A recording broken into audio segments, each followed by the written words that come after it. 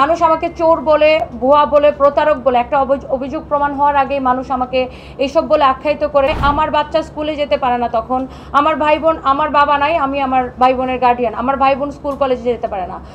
কিন্তু আমি জরিমানা দিলাম, আমি টকশো করলাম, তারপরে কোনো এক অদৃশ্য কারণে এর পরের দিন থেকে আমার দোকান আর খুলে দেওয়া হয় না।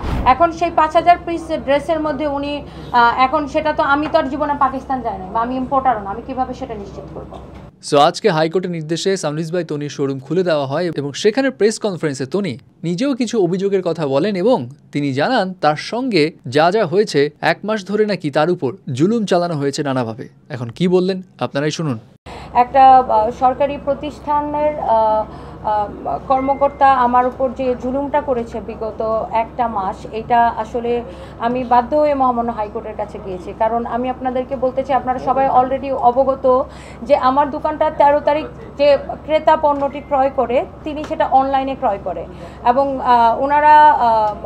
উনি ক্রয় করার পরে 53 দিন পরে, যেখানে ভুক্ত অধিকারের 60 ধারা অনুযায়ী স্পষ্ট করে বলা আছে যে পণ্য ক্রয়ের 30 দিনের মধ্যে অভিযোগ করতে হবে, সেখানে যিনি ক্রেতা ছিলেন তিনি অনলাইন থেকে পণ্যটি কেনার আপনার 53 দিন পরে উনি ভুক্ত অধিকারে কমপ্লেন করে। এখানে আরেকটা ইম্পর্টেন্ট বিষয় আমি আপনাদেরকে নোট দিতে চাই, আমার সানভিজ বাই তনি প্রতিষ্ঠান কোনোদিন কারো কাছ থেকে অ্যাডভান্স কোনো টাকা পয়সা নেয় নাই, আমরা কোনো কাস্টমার থেকে অ্যাডভান্স নিই না, আমরা সম্পূর্ণ ক্যাশ অন ডেলিভারি দিই। এবং এখানে আমরা একটা নোট দিয়ে রাখি কাস্টমারদেরকে, যেহেতু আমরা হোম ডেলিভারি দিই, আপনার সামনে অপশন আছে, আপনি ডেলিভারি ম্যান যখন যাবে আপনি পণ্যটি চেক করে তারপরে হচ্ছে আপনি পণ্যটি টাকা দিয়ে তারপরে রিসিভ করবেন।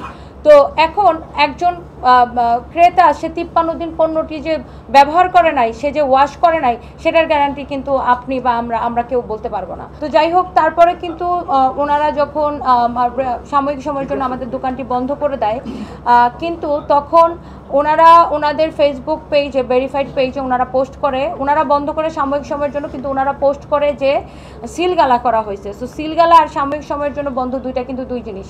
তারপরে যে সামাজিকভাবে আমি যে পরিমাণ হেয় প্রতিপন্ন, আমি মানসিকভাবে সামাজিকভাবে আমি হেয় প্রতিপন্ন হয়েছি মিডিয়া ট্রায়ালের কারণে। ভুয়া টাইটেল, অযৌক্তিক হচ্ছে যে টাইটেল দিয়ে আমাকে সামাজিকভাবে হেয় প্রতিপন্ন করা হয়। আমার বাচ্চা স্কুলে যেতে পারে না, তখন আমার ভাই বোন, আমার বাবা নাই, আমি আমার ভাই বোনের গার্ডিয়ান, আমার ভাই বোন স্কুল কলেজে যেতে পারে না। মানুষ আমাকে চোর বলে, ভুয়া বলে, প্রতারক বলে, একটা অভিযোগ প্রমাণ হওয়ার আগেই মানুষ আমাকে এইসব বলে আখ্যায়িত করে সামাজিক যোগাযোগ মাধ্যমে বিভিন্ন ভিডিও, বিভিন্ন পোস্ট, বিভিন্নভাবে বুলিং, এবং আমার সন্তান এই জন্য স্কুলে যেতে পারে না। যাই হোক, তারপরে আমি এক ধারায় জরিমানা দেওয়ার পরে আমাকে ইন্দ্রাণী রায় তলব করে, কিন্তু তারপরে ঢাকা জেলা কার্যালয়ের সহকারী পরিচালক জব্বার মণ্ডল এসে আরেকজন ভুয়া অভিযোগকারী, আমি আমারটা বের করি, আরেকজন ভুয়া অভিযোগকারীর নাম রাজু একটা নাম লিখে আমাকে আরও 2 লাখ টাকা জরিমানা করে, যেটা আমি তখন জরিমানার টাকাটা প্রদান করতে বাধ্য হই।